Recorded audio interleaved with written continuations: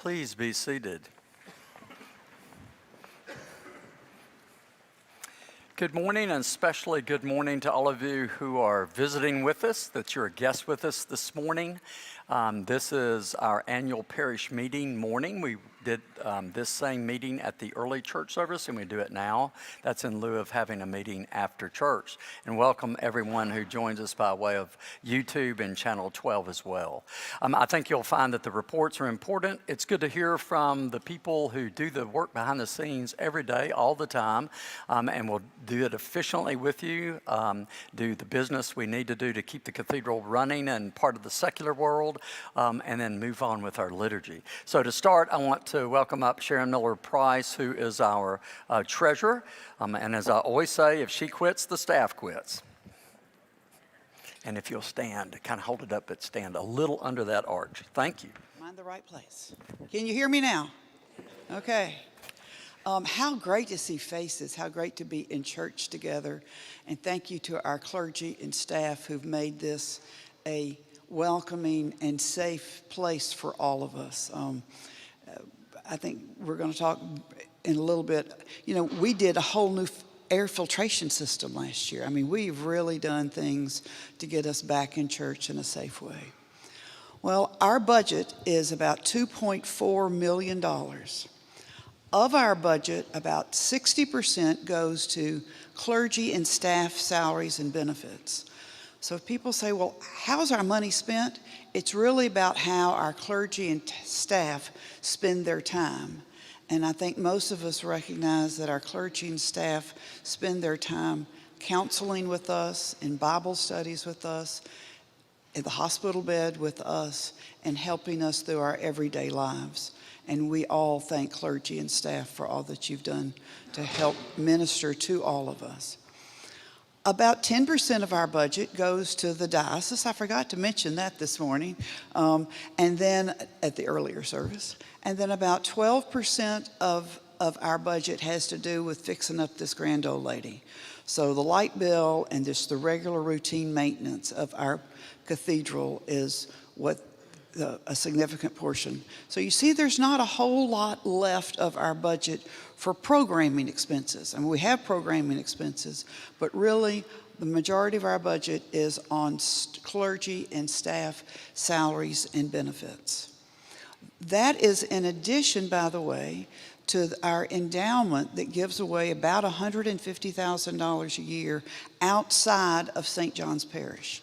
So this is how we support Green Magnet Academy, Volunteer Ministry Center, and a lot of other efforts within our community.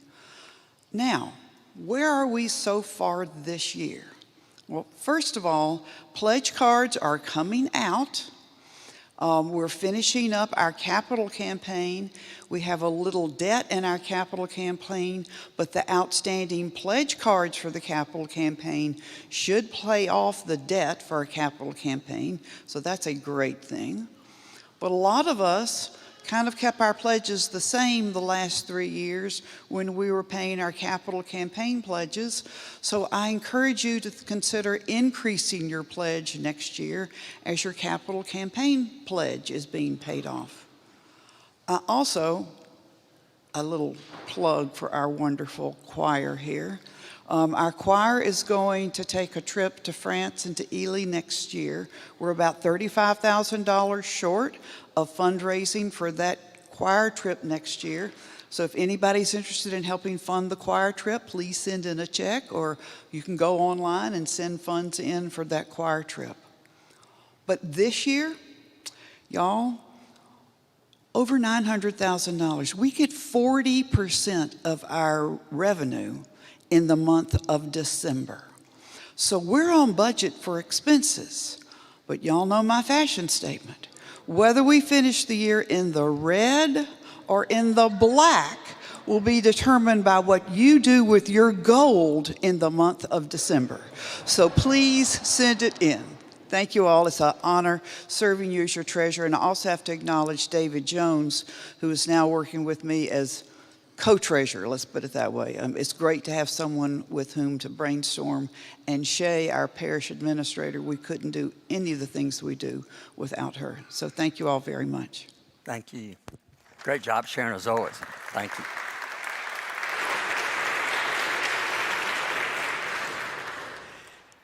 She's the best in the United States, no doubt. You have in front of you the building and grounds report.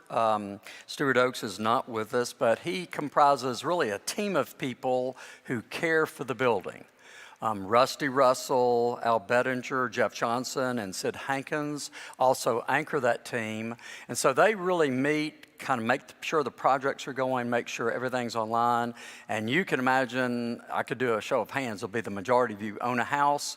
This is like a great big old house, and they do a great job. Al Bettinger's already worked out the details. It's going to be boiler time. Oh, I was going to say that. Please, on your daily prayers throughout the winter, pray for the boiler to make it till about February. That's all we need. We need one more season with the grand old boiler downstairs. But they do a great job, and you can read the report for yourself. The place is in better shape. We hope to bequeath this to those of you who are in your 30s. You're not going to have to do much other than the upkeep, and that's what we hope. So thank you all for the work, and they do it every day, and it really is a daily job. The report from our senior warden, George Maduro, has, like senior wardens before, had kind of an interesting job to do this year. He has met with us weekly. Without exception, I hope you know that. And he is a busy guy. He has a big job at the University of Tennessee Medical Center. But George has been willing to walk with us, talk with us, coach us. I made him, like I can do this, he was the czar for COVID, but that's what he's been. But really, he'll explain how he's done it, but they've done a great job and kept us safe, kept us open. At one time, we're the only parish open in the South. I'm not kidding, it's because of George. George, come on up. There you go. Thank you. Thank you, John, and thank you for the opportunity to speak with the congregation. It's been a difficult year, and really 2 years, if we think about it, hasn't it? I mean, who has not been affected by the pandemic? And so has St. John's, and not always in a good way. We have... If you think back for just a minute about the pandemic, I mean, it's a 100-year event, and no one had any experience in how to deal with the pandemic. So we have had to make decisions as best we could with limited information and advice, especially early on. And certainly we have inconvenienced all of you all at a minimum by asking you to mask and physically distance and all the other things that we ask of you. John and I have met regularly, weekly, phone calls and face-to-face a lot over the past almost 2 years. And we realized that, during that time, it was really a balance between everyone's safety and all these inconveniences that we were asking you to undertake. And so we did the best we could. We hope. We tried to do the right things medically. We tried to think about all of our constituents, from the youngest to those of us who are still young at heart. And we've done the best that we could during that time. Now, over time, we were able to get better advice. So, for example, Shay Boswell, our cathedral administrator, and Cody Gray, our facilities manager, attended workshops at the Knox County Health Department. And they became knowledge leaders and really helped John and I in the to and fro of making decisions. I was fortunate enough, as John mentioned, I work at UT Medical Center. I was fortunate enough to have the advice of epidemiologists and infection prevention people there who were kind enough to give me advice applicable to the cathedral. And then we had parishioners, and of course I won't remember every one, but I'll point out two just as examples. Al Bettinger, our junior warden last year, and then Stuart Oakes, our junior warden this year, have worked with Cody. And as Sharon just mentioned, we have this excellent air filtration system, and really all the other safe practices that our junior wardens have helped bring about, so that we could be together. I like to think of it this way too, This church has survived the Civil War, 2 world wars, the Depression, and the Great Recession. And we are surviving this pandemic also. And in fact, it's my belief that we are thriving. I am very proud of St. John's for any number of reasons, but also proud of our response to the pandemic. Having said that, I do have concerns about the Episcopal Church writ large and our cathedral, because we know that our attendance is down. We don't have as many people in the pews. So it's something that we all need to be mindful of. The one thing I'll promise you is that John and I will keep looking at the data, and we hope to have, better news for you as time goes along. I will thank you, though, for your resilience and your graciousness during these 2 years. There are other individuals and groups and committees I want to thank. I'm going to begin with our treasurer, Sharon Price, and co-treasurer or assistant treasurer, whoever, David Jones, for another year of service and stewardship of our finances. I want to thank Susan Conway, our committee chairperson for the endowment committee. Also, Rhonda Redden-Reitz for our spiritual life and family life committee. I want to thank Meg Sprouse. Meg is our chairperson for stewardship. She and her committee have been home run hitters. They've had small group dinners and other activities, really putting forth in the proper way and thoughtful way the importance of financial support for the cathedral. I would like to thank Bishop Brian Cole also. Brian has been kind enough to meet with me monthly and listen to me and give me advice when asked. I want to thank our clergy, John, Tom, Chris, Jerry. They have just done such a great job, service to and leadership of the cathedral. You guys are awesome. We cannot thank you all enough for what you do, and we're very fortunate to have you. You're going to hear a little bit more about this, but I'll go ahead and kind of preface the event. We realized that our bylaws and charter had not been reviewed for any number of years, and so the chapter formed a committee to review the bylaws. The bylaws have been reviewed, revised, updated, and modernized to reflect our current practices. You'll hear more about that in a moment, but I do want to thank the members of the Bylaws Committee, Chip Finn, Mark Williams, Robin Askew, Drew Everett, and our senior warden last year, Lee Moreland. Just a ton of work. It's tedious, I think they would probably say. We can't thank them enough for all the work. I'd be remiss if I didn't mention the chapter. The chapter has not been idle during these past 2 years of the pandemic. Last year, we met, most of our meetings were virtual. We maintained our monthly schedule. We met mostly virtually. And if you ever think about if you've ever been involved in a business meeting that you've conducted online, it's not the easiest thing in the world to do. But the chapter was right there. This year, we've been able to meet in person again on our regular schedule. You may recall that in the summer, we sent out a survey. The chapter sent out a survey with the help of Shay Boswell and Whitney Ross, our communications coordinator. The survey went out and we got around 175 responses, which I thought was tremendous. So some of those were individual responses, some came from families and other units. So it really meant that a greater number than 175 were engaged in the survey. Then our staff, particularly Whitney and Shay, took all the raw data and manipulated it, brought it down to something that was manageable and workable for the chapter and for you. Then the chapter broke into small groups over about a month's time to review the analysis by the staff, and we came up with action items that we believe we can carry forward into the next year. That, in addition to all of the standing committees that you just heard me reference and ad hoc committees, so the chapter's been really busy I'm really proud of them. They've just done a ton of work over the past 2 years. One of the things that became apparent to me was that, at least for me, it's hard to know where you want to get to if you don't know where you are. So the chapter has agreed to begin to look at certain metrics, attendance and things like that, so that we can know, are we growing, are we in regression, are we treading water? So we've just started this process, but one of the things that has jumped out to me as we started it is the size and the number of our online community.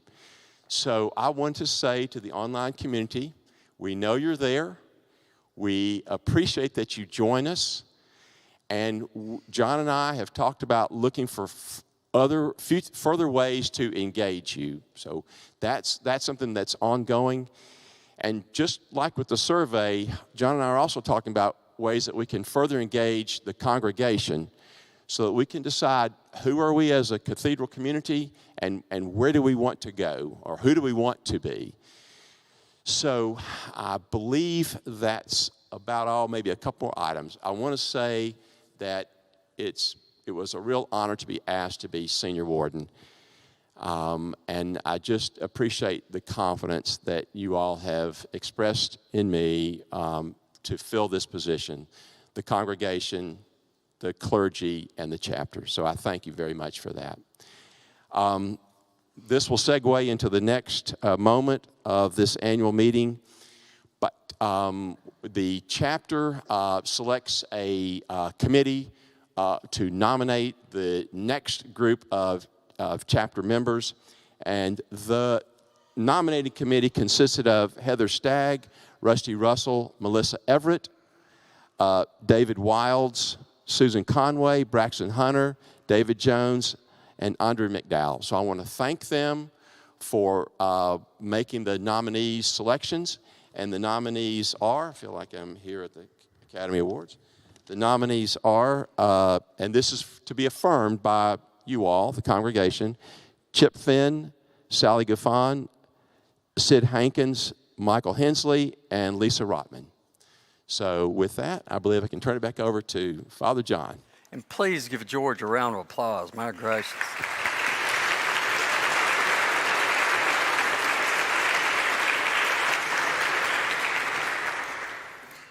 Makes me tired listening to him. I don't know how he sleeps. We keep him busy. Quickly then for the balloting or the voting. Those who can vote are baptized members, and we've received your letter of transfer, or you have signed on as a member at the cathedral. You'll hear more about that in the future. We intend to get to all of you who are with us regularly now, make sure that you're actual members and you know that. If you've been confirmed in the Episcopal Church or transferred into the church, please, you are the appropriate people to vote today. So we have the slate of new members who come to us from the nominating committee, and I just need simply to ask all in favor, say aye. Aye.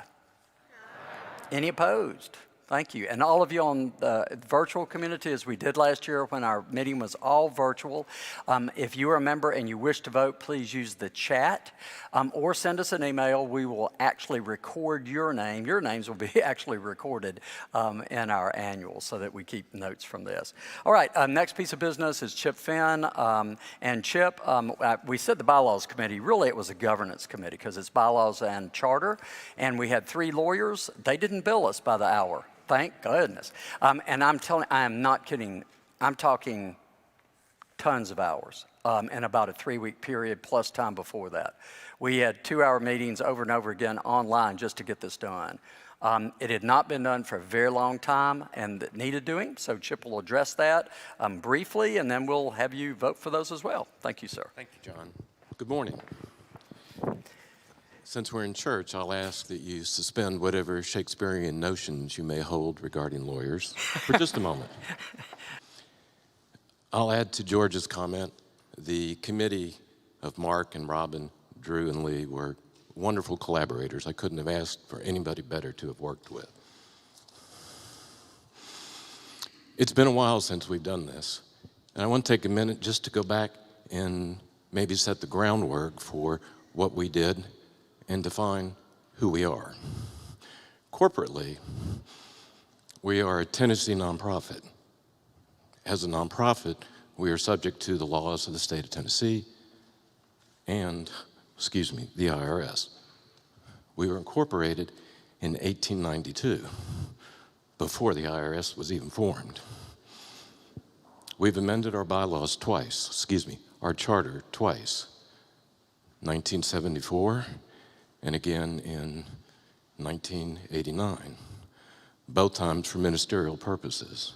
So we've never really brought them into a more modern compliance with both state law and canonically. Our bylaws last were amended in 1987.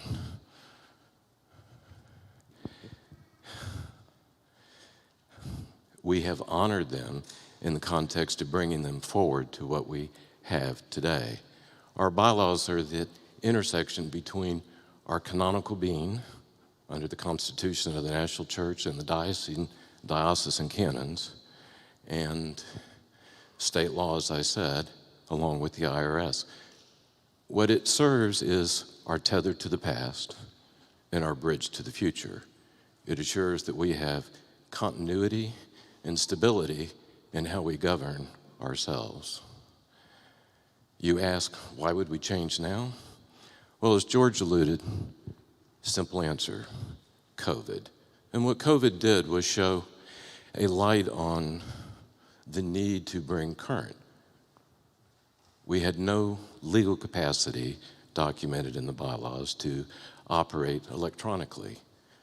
We have now allowed for virtual meetings, absentee voting. We have provided for IRS rules that, as I said, were previously non-existent. And we have conformed canonically the manner in which we elect our dean. I point that out because the draft that we sent to you initially was not accurate with respect to the agreement that we signed with the diocese in 1986 outlined that matter, and we have reformed that along with the chancellor for the diocese, my partner George Ahrens, to reflect that contractual obligation.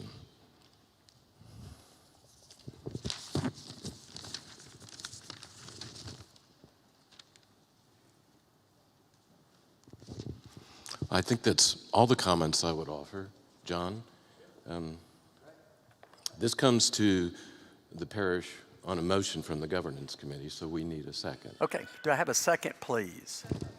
Okay, and this is thoughtful on our part. We would love and may have an opportunity for you to kind of explore this if you want to. What we've done, as Chip said, is really align ourselves with our practice, our current practice, which includes our virtual community. As you know, we need to do that to make sure that's correct, and be in line with the diocese and the national church, and that's exactly what we've done, and I thank them. So all in favor say aye. Any opposed? Thank you very much. And the same for the virtual community this morning. If you wish to weigh in, we'd love for you to. Please just make sure we know who it is and send us a note or send us an email. We will record you. Chip, thank you, brother. Thank you. Great work. Gosh, ton of work. Yeah, thank you.